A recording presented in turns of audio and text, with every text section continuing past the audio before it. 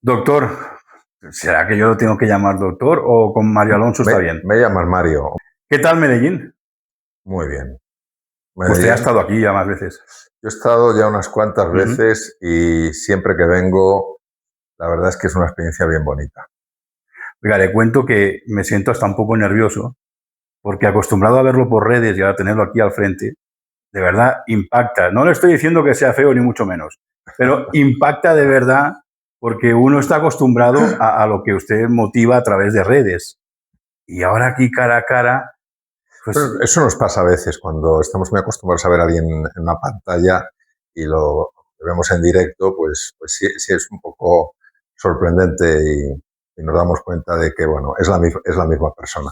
usted ha tenido a veces, me imagino que sí, no sé, sensación, sobre todo aquí en Latinoamérica, de que lo vean como que viene y trae la llave del éxito, es él.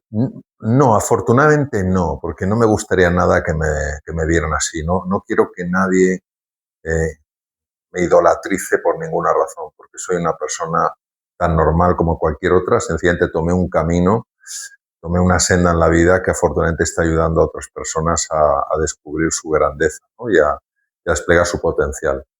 Sí, cuando me paran, lo que veo es un enorme cariño, una extraordinaria gratitud y afortunadamente no veo esa sensación de estar delante de alguien de otra dimensión porque ni es así ni me gustaría que nadie pensara que es así.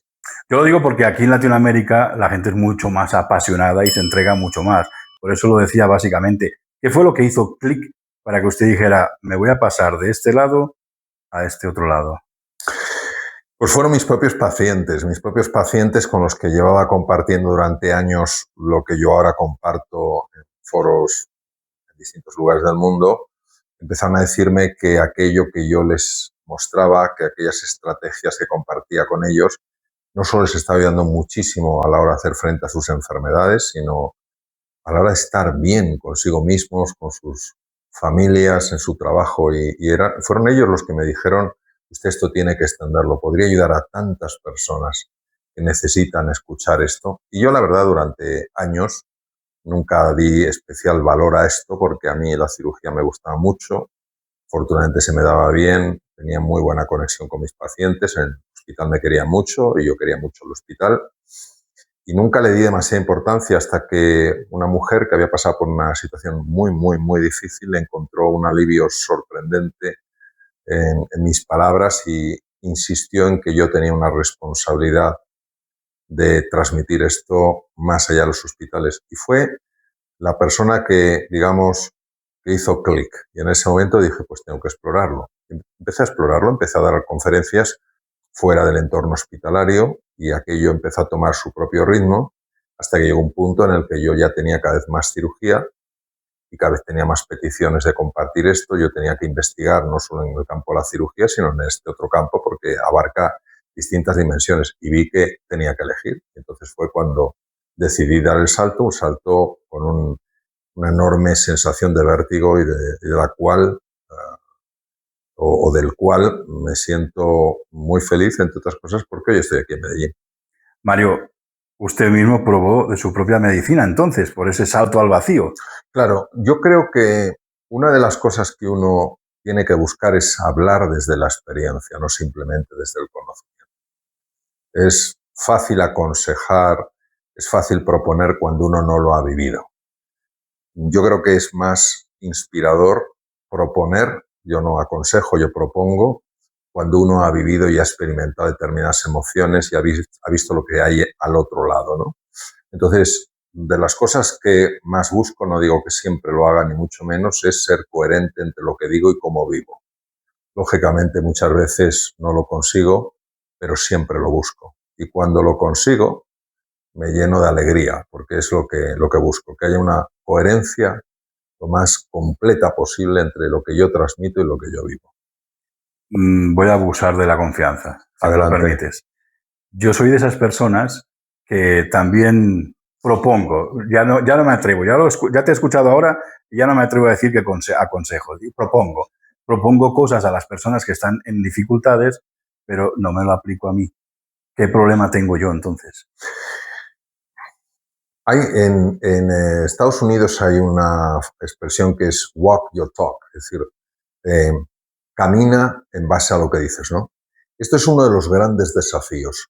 De alguna manera vivimos muy separados por dentro, muy divididos entre lo que sabemos y lo que hacemos. Hay mucha gente que sabe, pero no todos saben hacer. Hay muchas personas que encuentran o encontramos más fácil el decir que el aplicar. Es un desafío que todos tenemos, es decir, que no es una cosa particular que te pueda pasar a ti. Es un desafío que todos tenemos. Es más fácil, por eso, aconsejar que proponer. Porque cuando tú aconsejas, de alguna manera estás como hablando de yo sé lo que te conviene. Cuando tú propones, tú ves algo que a ti te ha funcionado y se lo das como un obsequio por si le puede servir, ¿no? Este es un desafío bueno, que todos tenemos en nuestra vida. Y el verdadero reto es verdaderamente acercarnos cada vez más a que nuestra palabra refleje nuestra vida, porque sólo así nuestro mensaje será nuestra propia vida. Lo decía muy bien Jesús, dice, no os fijéis en lo que digan, fijaos en lo que hacen. Pues muchas veces los seres humanos podemos decir y no hacer. Y claro, los demás no van a hacer en base a lo que les digamos, sino en base a lo que ellos vean. Entonces, ¿puede esto provocar una frustración, el hecho de no conseguirlo? Bueno, la frustración es una de las emociones lógicas del ser humano y por tanto no tenemos que huir de ella. El que sea desagradable, también el miedo es desagradable y juega un papel en la vida. También la desilusión es incómoda y juega un papel en la vida.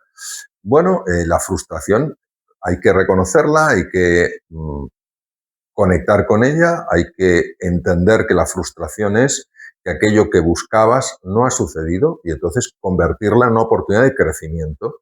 ¿Qué es lo que ha faltado en mí? ¿Qué es lo que ha faltado en las circunstancias para que esto no se haya dado? Y si ves que hay algo que ha faltado en ti, en lugar de castigarte por eso, lo que buscas es corregirte. Es que tengo que hacer para hacerlo mejor la próxima vez. Porque si tú te castigas, la próxima vez lo vas a hacer peor. Si tú te corriges, la próxima vez lo vas a hacer mejor. Entonces, decía el gran filósofo y escritor José Ortega y Gasset, no somos un participio, somos un gerundio. No estamos hechos del todo, nos vamos haciendo. Entonces, todos estamos en un proceso de mejora constante. No busquemos la perfección en todo. O sea, todo tiene que suceder en base a lo que yo proyecto, a lo que yo quiero. Por tanto, la frustración no debe formar parte de mi vida. La frustración ha formado parte de la vida de todo ser humano.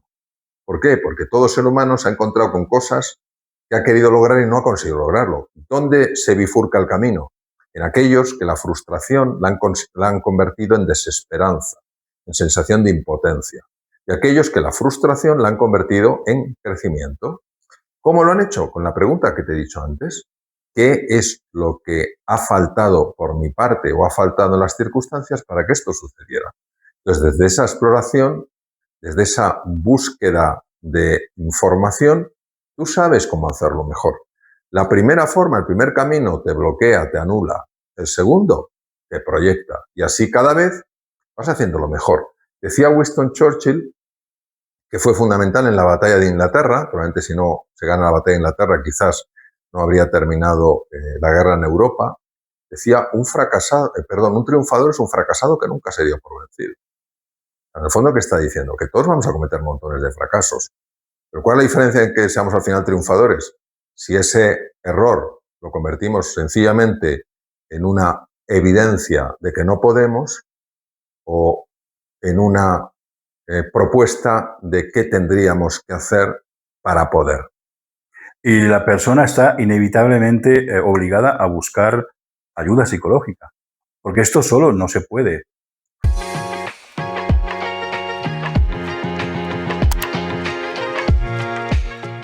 Depende del nivel en el que esté la persona. O sea, hay muchos temas que se pueden resolver con lectura de buenos libros, con música. Hay personas que han salido de procesos de depresión con música, con cambios en la nutrición, con cambios en el ejercicio físico, con una labor de contribución social, con la propia oración, con la meditación.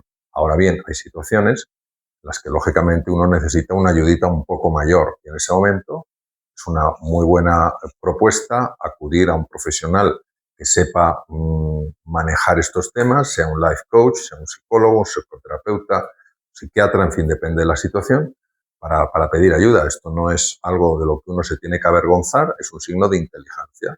La ayuda puede venir de determinados sitios, dependiendo también del momento en el que estás.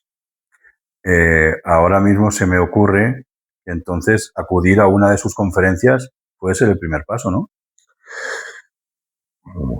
Yo lo que estoy viendo en las conferencias, y no es por lo que yo doy, sino por lo que las personas tienen. O sea, a mí a veces me piden que me defina. Yo me defino desde un punto de vista más formal como médico, conferenciante y escritor, y de un modo más metafórico como un despertador. O sea, yo lo único que busco es despertar conciencias, es decir, que algo que está dormido despierte. Y sí estamos viendo, porque nos lo están diciendo a lo largo de los años ya, que personas que leen los libros o personas que van a las conferencias están saliendo de procesos de ansiedad y depresión, están saliendo además de situaciones incluso más duras, aunque parezca mentira. Entonces, no cabe duda que cuando eso que tenemos dentro despierta, sea en una de mis conferencias, en uno de mis libros, o en la ayuda de otras personas o la lectura de otros libros, por supuesto que una persona puede salir de una ansiedad o una depresión. Voy a poner un ejemplo. Cuando yo escribí mi primer libro se llama Madera de Líder, que sigue estando actual, ¿no? Y acabé tan cansado, porque claro, escribir un libro, sobre todo tu primer libro, es muy duro. Primero crees que no vas a poder escribir un libro, y si lo escribes, que lo va a leer tu familia y nadie más, ¿no? Dije, no voy a escribir nada más. Entonces recibí un email. Este email era de una señora que había perdido a su hija. Su hija había fallecido y había entrado en una depresión. Y la mujer dijo que la lectura del libro la había sacado de la depresión. Y me ponía, doctor, siga escribiendo. Yo delante del ordenador me eché a llorar. Me eché a llorar. Nunca me imaginé que eso me iba a pasar. Y entonces decidí escribir el siguiente libro, Reinventarse tu segunda oportunidad. Hoy ya voy por 12. Probablemente si no hubiera recibido ese email, hubiera dicho, ya no escribo nada más. Entonces sí que una persona puede salir de un proceso, vamos a llamarlo, de gran sufrimiento mental, con una conferencia, con la lectura de un libro, pidiendo ayuda a Dios, pidiendo ayuda a otras personas. Es decir, sí sé que es así. No es que me gustaría, es que sé que es así. La conferencia se llama Haz lo imposible. Ahí tachamos el in y queda posible, liberado. O sea, haz de lo imposible lo posible. Exacto. Sería. Exacto. Es una forma breve de transmitir el concepto de que muchas cosas, que no es que las pensemos, sino que las vivimos como imposibles, pueden hacerse posibles si nosotros entendemos cómo opera la mente humana. Todo tiene que ver con una comprensión profunda de cómo opera la mente humana.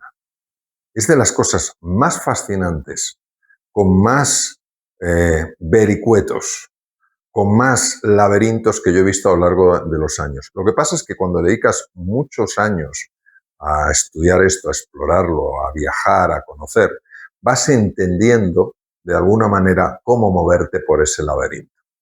Y cuando tú sabes cómo moverte por ese laberinto y lo puedes transmitir de una forma sencilla, interesante y práctica, puedes ahorrar a muchas personas todos esos años de búsqueda.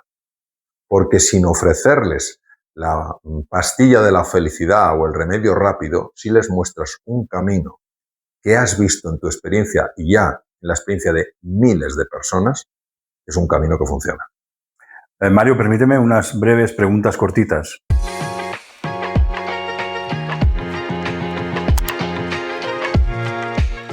Un libro que no sea el suyo, pero que pueda ayudar también mucho, o a lo mejor que a usted lo inspiró. A mí me gustó muchísimo El hombre en busca de sentido, de Viktor Frankl. Yo creo que ese es un libro que lo tendría que leer todo el mundo. Viktor Frankl fue un psiquiatra, psicoterapeuta austriaco que pasó varios años de su vida en campos de concentración hizo un descubrimiento fabuloso, ¿no? Cómo realmente en situaciones tan terribles el ser humano puede tener una libertad, la de decidir cómo responder frente a lo que le suceda. Yo creo que este es un libro que lo tendría que leer toda la humanidad. Bueno, me lo anoto por ahí. Una película. Gladiator. En la relación de pareja, no hablo de la suya concretamente, pero en una relación de pareja, ¿tiene que existir machismo y feminismo a la vez o no tiene que existir ninguno de los dos? Yo creo que cuando hay amor en una relación, cuando hay respeto en una relación, cuando hay un sentido de igualdad en la relación, el concepto machismo-feminismo no tienen sentido. Porque machismo es, por un lado, feminismo por otro, cuando la relación es de amor, cuando la relación es de respeto mutuo, de sentido de igualdad, que nadie es mayor ni menor que el otro. Yo creo que los conceptos pueden generar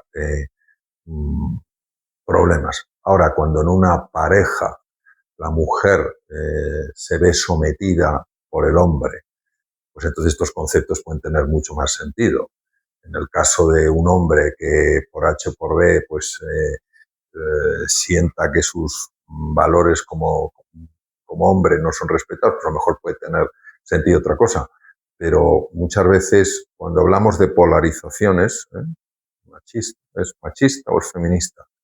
Entre lo uno o lo otro, yo diría lo uno y lo otro. Es decir, es una persona que respeta su sexo, el que sea, y respeta como absolutamente igual el otro sexo. Por tanto, le trata siempre con dignidad. No lo intenta ni someter ni colocar por encima. Es una relación de extraordinaria belleza porque esto es como todo en la vida. ¿Por qué hay tantas leyes?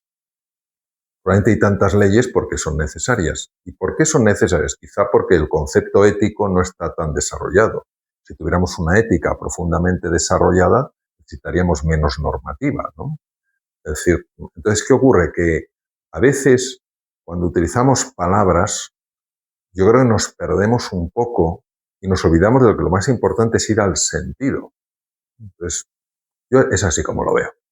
¿Tienes sensación de que la sociedad hoy en día, a 2026, que es el año en el que estamos, está degenerando un poco el sentido en cuanto a la ética, en cuanto quizás se deja llevar más por algo tan banal como las redes sociales, que se dejan influenciar demasiado? Yo creo que a nivel de la sociedad hay tres cosas que necesitamos transformar. La primera, necesitamos una sociedad mucho más humana. El humanismo, la dimensión humanista de la persona tiene que estar presente. Es decir, no nos podemos tratar como muebles, como objetos. Ahora me sirves, ahora no me sirves. Tú eres un medio para conseguir esto o eres un estorbo para conseguir esto. Ahí ha desaparecido el humanismo, la cercanía, la ternura, la empatía, la compasión, la capacidad de perdón. Eso es lo primero que creo que hay que recuperar. Hay veces que uno llega a un sitio y percibe ese sentido humanista profundo y otras veces uno percibe la ausencia, ¿no? En segundo lugar, hay que recuperar un sentido profundo de la espiritualidad. ¿Qué quiere decir? Reconocer lo sagrado que hay en todo ser humano, lo sagrado que hay en la vida y lo sagrado que hay en nuestro planeta Tierra. Y en tercer lugar, hay que evitar la polarización, el enfrentamiento. Hay muchas más cosas que nos unen que las que nos separan. Entonces, yo creo que hay que buscar puentes de unión, no muros. Hay que generar ventanas, no tabiques.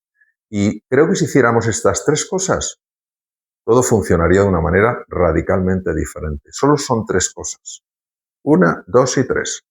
Pero claro, yo recuerdo cuando era pequeñito y me llevaron al circo y vi un elefante enorme, el elefante pesa toneladas, subirse en una banqueta con 3 patas. Y a mí me impactó el elefante, pero lo que más me impactó es que la banqueta aguantara el peso del elefante. 3 patas. La sociedad, ¿qué 3 patas? El encuentro entre los seres humanos. Eliminar la polarización. Ayudarnos unos a otros. Número 2, la dimensión humanista. Querernos unos a otros. La dimensión espiritual. Querer a la vida. Querer todo aquello que es sagrado. Abrirnos al misterio. ¿Te acuerdas cuál fue tu primer trabajo remunerado? Mi primer trabajo remunerado fue en el colegio, cuando me dieron 500 pesetas de aquella época, que era muy poco dinero, por poner orden en un autobús del colegio, porque yo era mayor, ya que los conductores del autobús habían pedido ayuda, ya que era un caos llevar a aquellos compañeros míos del colegio, aunque eran más jovencitos que yo, en el autobús. Entonces yo fui uno de esos incautos que dije que sí, y bueno, lo recuerdo con cariño porque conseguí, curiosamente, que hubiera un cierto orden en el autobús sin realmente amenazar a nadie. Quizás era una señal, porque digamos que mentalmente estás organizando a miles de personas, ¿no? Bueno, yo, fíjate, yo creo que en la vida todos son señales. Lo que pasa es que muchos estamos muy ciegos y muy sordos para verlo, ¿no? Cuando yo estoy delante de una audiencia grande, que efectivamente pueden ser miles de personas, a mí lo que me hace ilusión no es ser yo el que organizo a las personas, sino que sea el espíritu el que nos organice a todos. Porque si yo quiero organizar a las personas, voy a querer organizarlas a mi semejanza y voy a cometer muchos errores. Si yo me abro a que sea el espíritu, la vida, como cada uno quiera llamarlo, el que lo organice, eso lo va a organizar de cine. Bueno, ya para terminar, como no agradecerte el tiempo, yo estoy aquí disfrutando como un enano, la verdad, gracias. Me hace muchísima ilusión estar aquí contigo. Me gustaría que, no sé si es una invitación o es una proposición, ¿por qué deberían de ir a una conferencia tuya?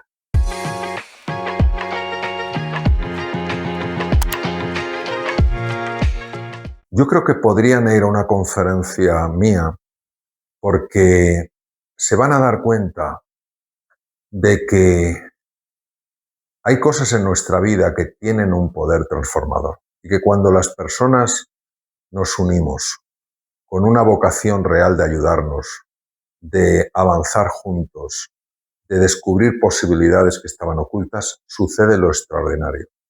Y lo digo con profunda pasión y lo digo con profunda gratitud. ¿Cuántas veces Isabela, mi mujer y yo, que viajamos mucho y afortunadamente viajamos juntos por muchos países, recibimos con lágrimas de profunda emoción lo que nos dicen los participantes? De nuevo voy a decir algo y quizás sorprenda, ojalá que no. Esto no es para decir que yo doy algo especial, es para decir que algo especial sucede cuando estamos juntos y lo que estoy viendo en las conferencias es que esto sucede, por tanto yo lo vivo como un regalo. No lo vivo como que soy yo el que doy el regalo, sino que somos los que estamos ahí los que recibimos un regalo. Bueno, doctor Mario Alonso Puig, si tuviera que resumir toda esta conversación en algo, una palabra sería humildad. Y me llena de muchísima satisfacción poder sentarme aquí contigo, conversar un ratito y entender que lo que uno ve en las redes sociales es como el tema del iceberg, ¿no? Es la punta del iceberg, nada más, de lo excelente persona que eres. Muchas gracias, ha sido una delicia de conversación, la agradezco profundamente. Al final, cuando te hacen grandes preguntas y las hacen desde donde tú las haces, fluir es muy sencillo. Entonces, gracias a ti y lo mismo que tú pues comentas, para mí es un momento inolvidable. Gracias de corazón.